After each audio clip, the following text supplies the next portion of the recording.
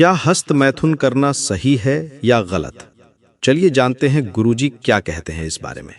नमस्कार दोस्तों, जय श्री कृष्ण, राधे राधे, जय प्रेमानंद महाराज की। भक्तों, आजकल बहुत से नौजवान इस विषय को लेकर परेशान हैं। उन्हें समझाने वाला और सही दिशा देने वाला कोई नहीं मिलता। वे सोचते हैं गुरुजी, मेडिकल साइंस तो कहती है कि चाहे जितनी बार वीर्य बहाओ, इससे कोई नुकसान नहीं होता, उल्टा तनाव निकल जाता है, थकान दूर हो जाती है, मन को शांति मिलती है और आदमी का मन इधर उधर नहीं भटकता। तो क्या हस्त मैथुन करना सही है? अब आप ही बताइए, ये सही है या गलत?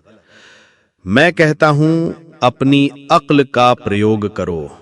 भगवान ने जो कुछ बनाया है, क्या वो सही नहीं है? इंसान को अक्ल दी और इंसान भटक गया, तो भटकना सही हुआ या गलत? यदि आप अपनी जीवन शक्ति को गलत काम में खर्च करके अपनी ताकत नाली में बहा दोगे, तो क्या ये सही होगा या गलत? जरा सोचो, एक प्रयोग करके देखो। आज आप 1 किलोमीटर दौड़ो और टाइम नोट करो। फिर अगले दिन हस्त मैथुन करने के बाद दौड़ कर देखो।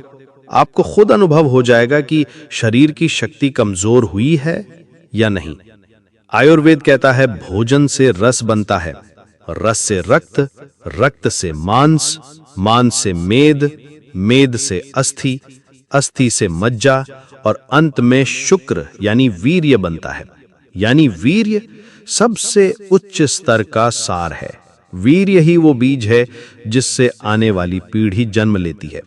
जब आपका बीज ही कमजोर होगा, तो संतानें भी कमजोर पैदा होंगी। पुराने समय के लोग अधिक ताकतवर और हट्टे कट्टे होते थे, लेकिन आज की पीढ़ी धीरे धीरे कमजोर होती जा रही है। क्यों? क्योंकि लोग अपनी वीर्य शक्ति को वेस्ट कर रहे हैं। लोग कहते हैं, वीर्य तो कुएं का पानी है, जितना निकालोगे उतना फिर से बन जाएगा। लेकिन ये सोच गलत है। जैसे अगर आप रक्तदान करते हो, तो 24 घंटे में खून तो बन जाता है, लेकिन उसकी शक्ति, गुणवत्ता और ऊर्जा को पूरा होने में 3 महीने लगते हैं। इसी कारण ब्लड बैंक अगली बार खून देने के लिए 3 महीने का समय देता है। वैसे ही वीर्य भी रस से लेकर शुक्र बनने की पूरी प्रक्रिया का अंतिम और सबसे मूल्यवान निचोड़ है। ये यूं ही बार बार खर्च करने की वस्तु नहीं है। भगवान ने आपका वीर्य संतानोत्पत्ति के लिए बनाया है, ना कि हस्त मैथुन के लिए। लिंग का प्राकृतिक कार्य स्त्री संभोग है, ना कि हाथ से घिसना। जब आप बार बार हाथ से दबाव डालते हो, तो नसों पर असर पड़ता है और धीरे धीरे रोग उत्पन्न होते हैं। पश्चिमी देश भी अब योग और आयुर्वेद की ओर लौट रहे हैं, क्योंकि उन्हें समझ आ गया है कि जीवन जीने की सही पद्धति यही है। यदि आप हस्त मैथुन की आदत डालते हो, तो भविष्य में आपको यौन संबंधी समस्याएं होंगी, जैसे शीघ्र पतन, स्वप्न दोष, धातु दुर्बलता, नामर्दगी इत्यादि। आज तक मुझे ऐसा कोई व्यक्ति नहीं मिला जिसे ये रोग हो और उसने कभी हस्त मैथुन न किया हो। हर उस व्यक्ति ने पहले हस्त मैथुन किया और फिर रोग पाले।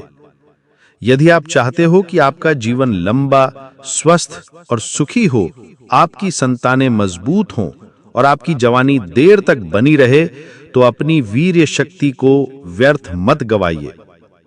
स्त्री के साथ प्राकृतिक संभोग में शक्ति का आदान प्रदान होता है, उसमें दोनों को लाभ होता है। लेकिन हस्त मैथुन में केवल हानि ही हानि है। इसलिए फैसला आपके हाथ में है। हस्त मैथुन सही है या गलत, ये मैं नहीं, आपकी अक्ल बताएगी। तो दोस्तों, आपको ये ज्ञानवर्धक जानकारी कैसी लगी? अगर अच्छी लगी है तो वीडियो को एक लाइक करें, और यदि आपका कोई सवाल है तो हमसे कमेंट बॉक्स में साझा करें। धन्यवाद।